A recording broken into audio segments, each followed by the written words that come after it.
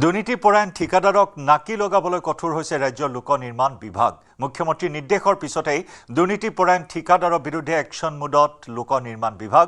নিম্ন মানদণ্ডৰ সামগ্ৰী ব্যৱহাৰ কৰি নিৰ্মাণ কাৰ্য চলোৱা ঠিকাদাৰৰ বিল বন্ধ কৰিলে লোক নিৰ্মাণ বিভাগে। ঠিকাদাৰ বিশ্বৰঞ্জন বৰাক লোক নিৰ্মাণ বিভাগে জাননী প্ৰদান কৰাৰ লগতে বন্ধ কৰি দিছে কামৰ বিল।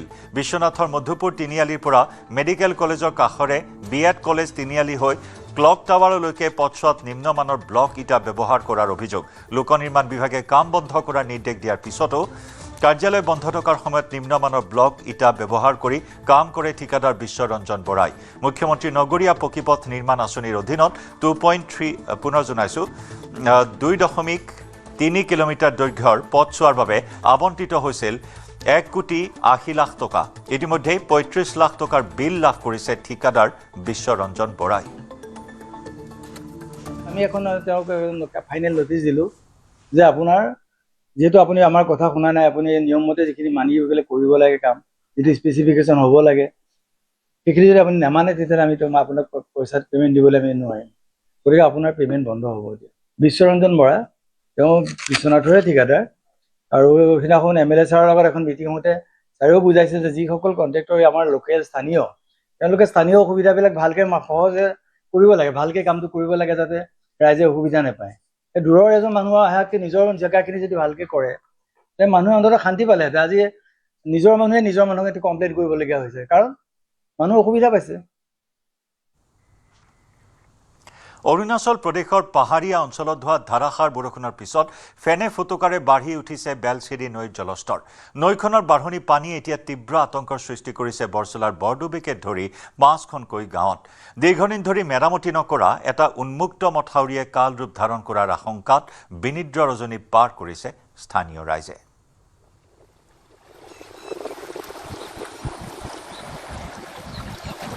অৰুণাচল প্ৰদেশত হোৱা ধাৰাসাৰ বৰষুণৰ ফলত ৰঙাপুৰা সমষ্টিটো বানে ধাৰণ কৰিছে জটিল ৰূপ। জীয়া ভৰলীৰ বাঢ়নি পানীত প্লাবিত হৈছে বুঢ়াগাঁও আৰু চিলনী। বানৰ কবলত পৰি ক্ষতিগ্ৰস্ত হৈছে প্ৰায় 150টা পৰিয়াল। বহু লোকৰ ঘৰ দুৱাৰ পানীৰ তলত বুৰ যোৱাৰ লগতে দৈনন্দিন জীৱন সম্পূৰ্ণৰূপে ব্যাহত হৈছে। ফেনে ফুটুকাৰে বাঢ়ি অহা জীয়া ভৰলী নৈৰ জলপৃষ্ঠই অঞ্চলবাসীৰ মাজত আতংকৰ সৃষ্টি কৰিছে। ইফালে পৰিস্থিতিৰ ওপৰত তীক্ষ্ণ নজৰ ৰাখি জিলা প্ৰশাসনে উদ্ধাৰ আৰু সহায় অভিযান অব্যাহত ৰাখিছে। প্ৰশাসনৰ দলসমূহে বানাক্ৰান্ত লোকসকলক নিৰাপদ স্থানলৈ স্থানান্তৰ কৰাৰ লগতে প্ৰয়োজনীয় সহায় আগবঢ়োৱাৰ ব্যৱস্থা কৰিছে।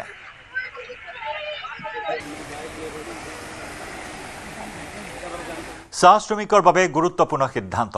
গৰমৰ প্ৰকোপৰ প্ৰতি লক্ষ্য ৰাখি চৰকাৰে সলনি কৰিলে চাহ বাগিচাৰ কৰ্মঘণ্টা। শ্ৰমিকসকলৰ সুৰক্ষাৰ বাবে গ্ৰহণ কৰা এই সিদ্ধান্তক এতিয়া আদৰণি জনাইছে চাহ শ্ৰমিকসকলে। বৰচলাৰ চাৰিদুৱাৰ চাহ বাগিচাতো চৰকাৰৰ এই পদক্ষেপক আদৰণি জনাইছে শ্ৰমিকসকলে।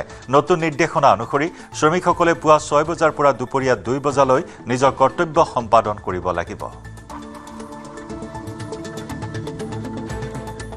ইয়াত চাহ শ্ৰমিকসকলৰ সৈতে মই কথা পাতিম।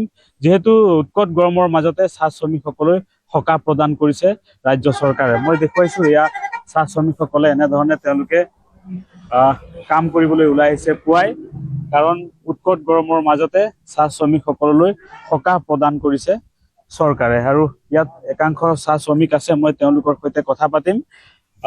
কি ক'ব, গৰম তাৰ মাজতে আপোনালোকক সকাহ দিছে চৰকাৰে? চৰকাৰে যিখিনি আমাক সকাহ দিয়াৰ কাৰণে আমি ধন্যবাদ জনাইছোঁ চৰকাৰক।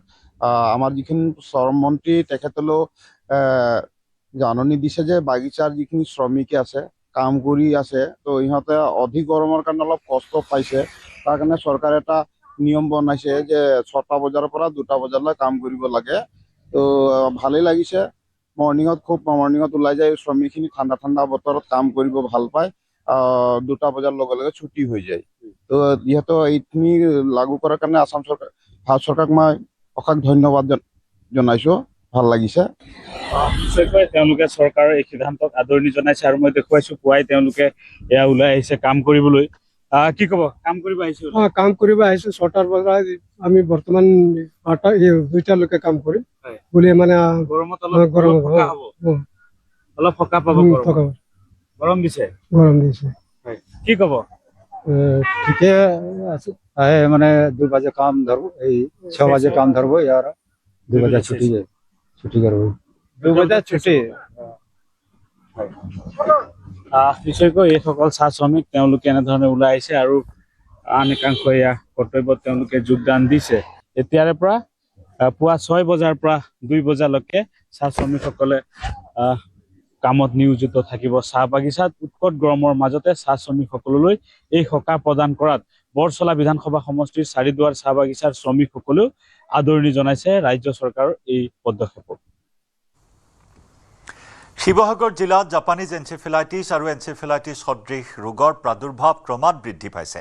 জিলাখনত 6 গৰাকী লোক জাপানীজ এনচেফেলাইটিছত আক্ৰান্ত হোৱাৰ লগতে 33 গৰাকী লোক আক্ৰান্ত হৈছে এনচেফেলাইটিছ সদৃশ ৰোগত। ৰোগ নিয়ন্ত্ৰণৰ বাবে স্বাস্থ্য বিভাগে চলাই আছে ফগিঙৰ লগতে আঁঠুৱা ঔষধীকৰণ। জিলাখনত এই পৰ্যন্ত 26,840খন আঁঠুৱা ঔষধীকৰণ কৰিছে স্বাস্থ্যকৰ্মীয়ে।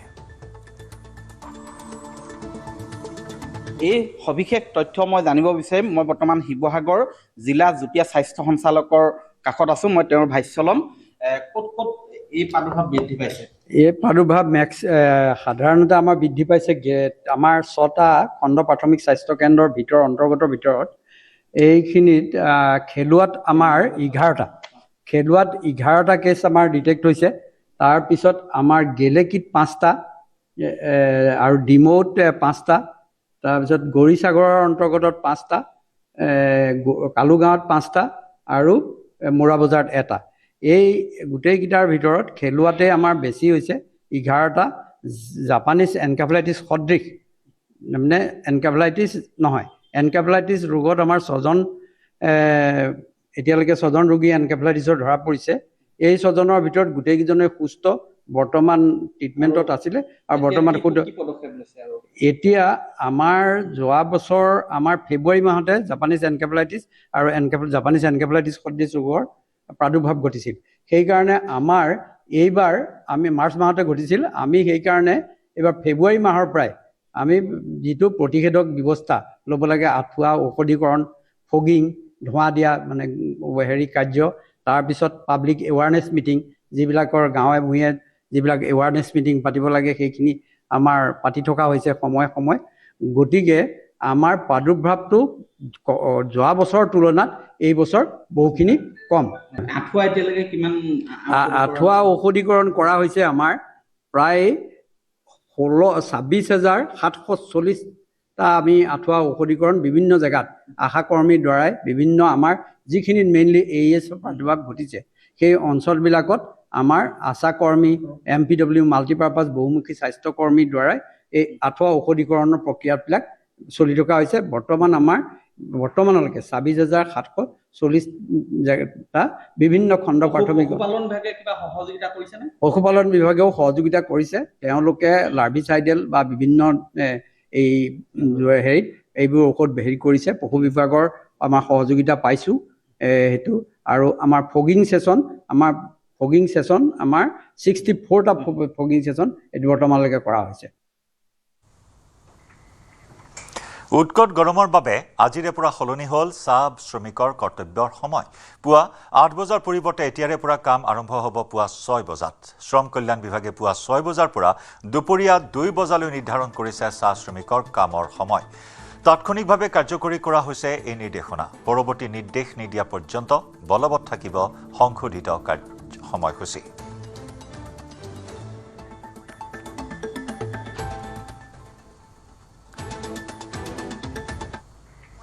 সময় হ'ল দুপৰৰ সংবাদৰ পৰা বিদায় লোৱাৰ। নমস্কাৰ। अक्कर बक्कर बम्बे बो